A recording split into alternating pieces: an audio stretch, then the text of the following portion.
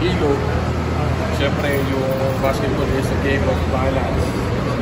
Kailangan mag-balance ka talaga.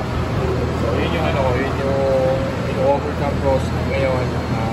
Balik sa dati. Kasi mahirap para yung paningin mo talaga umiikot. So, yun yung ano, yun yung inaano ko muna ngayon, overcome na matapos ko na mas bumalik sa normal, balance. Ano mo nakuha yung Hindi ko rin alam eh.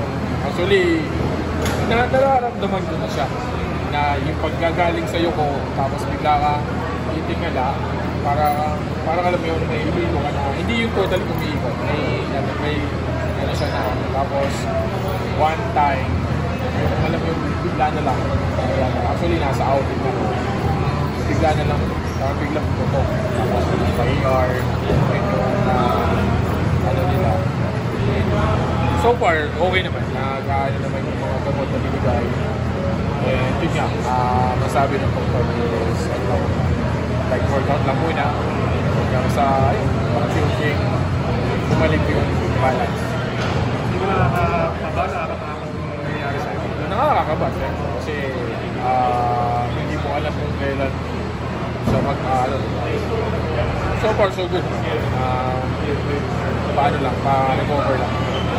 Kailan mo balak? Kailan ba yung target na balak nung bumalik? Ang sinabi ng doktor sa akin, sa nangyari, isang buwan. Tapos yun.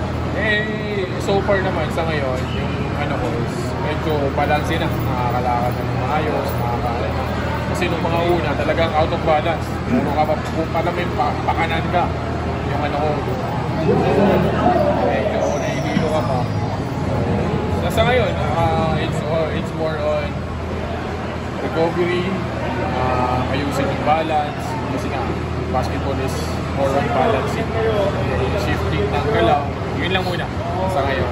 And good thing, tinututukan ako ng mga PT namin. Hopefully, mga recover siya. Okay, so,